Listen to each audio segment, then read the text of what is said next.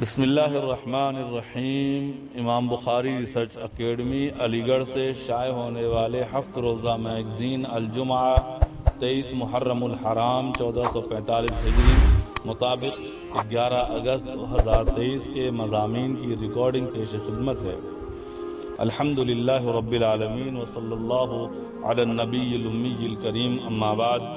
ذکر انبیاء، آخری نبی حضرت محمد صلی اللہ علیہ وسلم، قسط نمبر 43، جنگ احد، مضمون نگار مولانا محمد فرید حبیب ندوی۔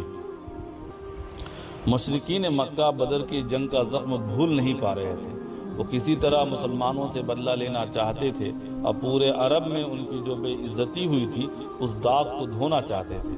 چنانچہ انہوں نے کئی بار اس طرح کی کوششیں کی، اللہ کے پیارے رسول صلی اللہ علیہ وسلم کے قتل کی سازشیں کی، مگر وہ ناکام رہے۔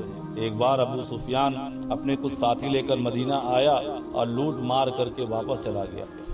وہ چاہتے تھے کہ مدینے پر ایک بھرپور حملہ کریں، چنانچہ جنگ کے لیے چندہ شروع کر دیا۔ بدر کے موقع پر ابو سفیان جس تجارتی یعنی کاروباری قافلے کو بچا کر لے آیا تھا، اس کا سارا سامان انہوں نے تقسیم کرنے کے بجائے جنگی تیاری میں لگا دیا۔ جگہ جگہ شہر میں جنگ پر ابھارنے والے شاعر کو پھیلا دیا، جو کہ جذبات کو بھڑکانے والی شاعری کہا کرتے تھے۔ پوری تیاری کے بعد 3000 کا لشکر مکہ سے نکلا اور مدینے کے قریب جا کر پڑاؤ ڈالا۔ رسول اکرم صلی اللہ علیہ وسلم کو جب خبر ملی تو آپ نے صحابہ کرام رضوان اللہ علیہم اجمعین سے مشورہ کیا کہ مدینے میں رہ کر ہی دفاع کیا جائے یا باہر نکل کر ان کا مقابلہ کیا جائے۔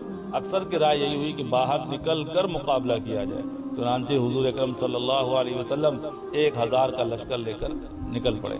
جنگ کے میدان میں پہنچنے سے پہلے ہی عبداللہ بن ابی منافق نے بغاوت کر لی اور اپنے 300 ساتھیوں کو لے کر واپس چلا آیا۔ اب مسلمان صرف 700 رہ گئے۔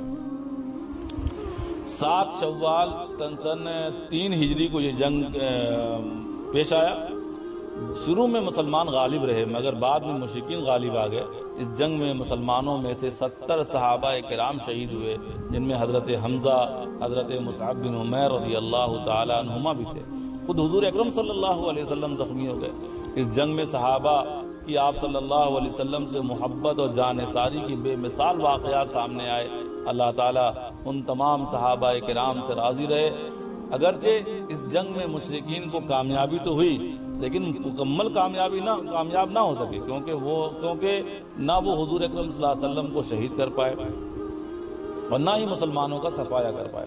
یہی وجہ ہے کہ جب وہ میدان جنگ سے چلے گئے تو اگلے ہی دن صبح کو رسول اکرم صلی اللہ علیہ وسلم نے ان کا پیچھا کیا، اس لیے کہ ممکن تھا کہ جب مشرکین کو یہ احساس ہو کہ وہ دوبارہ حملہ کرنے کے لیے آ جائے۔ چنانچہ ایسا ہوا، انہوں نے واپس پلٹنا چاہا، مگر جب انہیں پتہ چلا کہ رسول اکرم صلی اللہ علیہ وسلم مدینے سے نکل چکے ہیں تو ان کی ہمت نہ ہوئی اور وہ سیدھے مکے واپس آ گئے۔ سلسلہ جاری۔ فکر و نظر، مسائل شریعت، تعارف اور حکمتیں، قسط نمبر 5، نظام طلاق۔ اسلامی شریعت نے طلاق کا آپشن رکھا ہے، لیکن یہ بھی واضح کر دیا ہے کہ طلاق کوئی ایسی چیز نہیں ہے کہ جس کا فیصلہ جلد بازی میں لے لیا جائے، بلکہ شریعت نے اس کا ایک پورا پروسیس بیان کیا ہے اور اس کی پوری کوشش کی ہے کہ کسی بھی طرح اس نامناسب فیصلے سے بچا جائے۔ اس لیے طلاق سے پہلے کچھ ایسے ضروری طریقے بتائے گئے ہیں کہ اگر ان کو استعمال کیا جائے تو بڑی حد تک طلاق کی نوبت سے بچا جا سکتا ہے۔ سورہ نساء میں یہ احکام بڑی وضاحت کے ساتھ بیان کیے گئے ہیں۔ شوہروں کو ہدایت دی گئی ہے کہ طلاق کا آخری قدم اٹھانے سے پہلے یہ طریقے ضرور اختیار کرو، جیسے وعظ و نصیحت، کہ اگر بیوی کی طرف سے نافرمانی یا بدسلوکی کا سامنا ہو تو پہلے اسے نرمی سے، محبت سے سمجھایا جائے، یا پھر اگر سمجھانے سے بات نہ بنے تو اس کا بستر الگ کر دیں۔ ایک عورت پہ یہ چیز سب سے زیادہ بھاری گزرتی ہے کہ اس کا شوہر اس کے بستر سے اس کا بستر الگ کر دے، لیکن اگر اس سے بھی کام نہ چلے تو اسے ہلکی پھلکی تنبیہ کی جائے، ایک آدھ ہاتھ لگا دیا جائے یا مسواک جیسی چھوٹی قمچی سے تنبیہ کر دی جائے۔ یاد رہے کہ چہرے پر مارنے سے اور سخت مار سے منع کر دیا گیا۔ اسی طرح اگر عورت ابھی بھی باز نہیں آ رہی ہے تو پھر یہ ہدایت دی گئی کہ ایک سمجھدار آدمی عورت کے خاندان سے اور ایک سمجھدار آدمی مرد کے خاندان سے بلایا جائے، وہ دونوں مل کر معاملے کو سلجھانے کی کوشش کریں۔ یہ ہدایتیں شوہر کو کی گئی ہیں جب اسے اپنی بیوی کی جانب سے نافرمانی کا سامنا ہو، لیکن اگر عورت کو اپنے شوہر کی طرف سے زیادتی اور بے رخی کا شکوہ ہو تو سورہ نساء کی آیت نمبر 128 میں اسے بھی ہدایت دی گئی ہے کہ جہاں تک ہو سکے وہ صلح صفائی کی کوشش کرے۔ اگر دونوں آپس میں اپنے حقوق سے دستبردار ہو کر صلح کرنا چاہیں تو اس کو اچھی نظر سے دیکھا گیا ہے۔ ان سب کے باوجود بھی اگر بات نہ بنے تو اب جا کر طلاق دی جائے۔ پھر طلاق کا طریقہ بتایا گیا کہ کیسے اور کب دی جائے، اس کی تفصیل آگے آنے والی قسطوں میں بیان کی جائے گی۔ یہاں ایک اہم بات اور آپ نوٹ کر لیں کہ شریعت کی نظر میں خاندان ایک ادارے کی حیثیت رکھتا ہے اور ہر ادارے کا ایک ذمہ دار ہوتا ہے۔ خاندان کے ادارے کا ذمہ دار شوہر کو بنایا گیا ہے، خاندان کے باقی ممبر اس کے ماتحت ہوتے ہیں۔ یہ کوئی ضروری نہیں کہ ذمہ دار اپنے ماتحتوں سے ہر چیز میں بہتر اور افضل ہو، لیکن سسٹم کو چلانے کے لیے یہ ضروری ہوتا ہے کہ اس کے ماتحت اس کی فرما برداری کریں۔ اگر وہ نافرمانی کریں تو ذمہ دار کو حق بنتا ہے کہ انہیں ٹوکے، سمجھائے۔ لہذا شوہر کو جو ہلکی پھلکی مار کی اجازت دی گئی ہے وہ اسی وجہ سے ہے۔ اس کے برعکس ماتحتوں کو یہ اجازت نہیں ہوتی ہے کہ وہ اپنے ذمہ دار پر ہی ہاتھ اٹھا لے۔ اگر انہیں ذمہ دار سے پریشانی ہے تو انہیں حق ہے کہ وہ اس کے ادارے سے الگ ہو جائیں، لیکن وہ اس پر اپنا حکم نہیں چلا سکتے ہیں، اس پر ہاتھ نہیں اٹھا سکتے ہیں۔ اس لیے ذمہ دار ہونے کے اعتبار سے شوہر کو یہ حق دیا گیا ہے لیکن عورت کو نہیں، کیونکہ اگر دونوں کو اس معاملے میں بھی برابری کا حق دے دیا جاتا تو پھر خاندان کا ادارہ کیسے چلتا؟ ذمہ دار اور ماتحت دونوں کو بالکل برابر کے حقوق کیسے دیے جا سکتے ہیں؟ یہ بالکل ایسے ہی ہے کہ جیسے والدین کو حق ہے کہ اپنی اولاد کو تنبیہ کریں، لیکن اگر وہ اولاد کے ساتھ کبھی زیادتی کر رہے ہیں تو اس وقت بھی اولاد کو اجازت نہیں ہے کہ وہ ان کو تنبیہ کرے، انہی پر ہاتھ اٹھا لے۔ ایسی صورت میں جب ماتحتوں کو اپنے ذمہ داروں کی طرف سے زیادتی کا سامنا ہو تو وہ عدالت کا دروازہ کھٹکھٹا سکتے ہیں، لیکن خود اپنے ذمہ دار پر برتری نہیں دکھا سکتے۔ اس کا تعلق سسٹم کو چلانے سے ہے، اس سے کوئی تعلق نہیں کہ اللہ کی نظر میں کون افضل ہے اور کون کم افضل ہے۔ ہو سکتا ہے کہ جو ذمہ دار ہے وہ اللہ کی نظر میں اس کا وہ مقام نہ ہو جو اس کے ماتحتوں کا ہے۔ سلسلہ جاری، سلسلہ درس حدیث قسط نمبر 3 کہ اگر آپ کے پاس مال ہے تو اس کا اثر نظر بھی آنا چاہیے۔ مضمون نگار مولانا ابو طلحہ بنارسی ندوی۔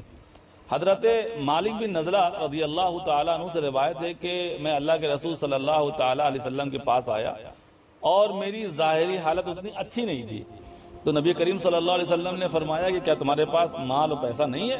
میں نے کہا جی ہاں ہے۔ اللہ کے رسول صلی اللہ علیہ وسلم نے فرمایا کس قسم کا مال ہے؟ میں نے کہا جی ہر طرح کا مال ہے، اونٹ ہے، غلام ہے، گھوڑے ہیں، بھیڑ بکریاں ہیں، سب کچھ ہے۔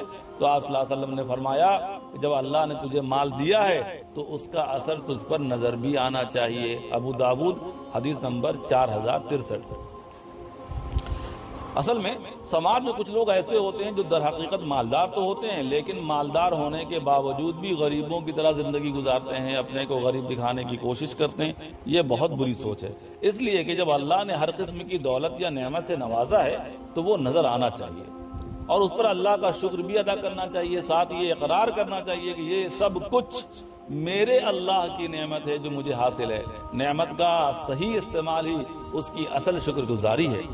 لیکن اگر کوئی شخص اپنی دولت کا صحیح استعمال نہ کرے، اپنی ذات پر خرچ نہ کرے، اپنے لباس، اپنے رکھ رکھاؤ سے غربت کا اظہار کرے تو یہ نعمت کی ناقدری اور ناشکری کی سب سے بڑی دلیل ہے۔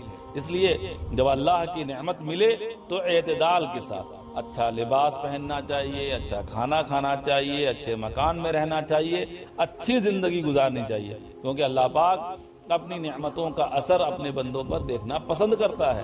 حضور اکرم صلی اللہ علیہ وسلم نے فرمایا بے شک اللہ چاہتا ہے کہ وہ اپنے بندوں کے اوپر نعمت کا اثر دیکھے، یعنی آدمی اپنی دولت کو اپنے اوپر خرچ کرے، اچھا پہنے، اچھا کھائے۔ ترمذی 2817۔ البتہ شرط یہ ہے کہ ان سب میں تکبر، گھمنڈ یا دکھاوا مقصد نہ ہو۔ ہاں اگر کوئی شخص محض تواضع کے طور پر تمام تر وسعت کے باوجود معمولی اور سادہ کپڑا پہنتا ہے، اپنی ضرورت سے زیادہ چیزیں وہ دوسرے ضرورت مندوں میں خرچ کر دیتا ہے اور سادگی کی زندگی کو پسند کرتا ہے، تو یہ بہت اچھی بات ہے۔ لیکن مال جمع کر کے رکھنا، نہ اپنے اوپر خرچ کرنا نہ ضرورت مندوں پر خرچ کرنا، یہ سادگی نہیں بلکہ بخل اور کنجوسی ہے۔ والسلام علیکم ورحمۃ اللہ وبرکاتہ۔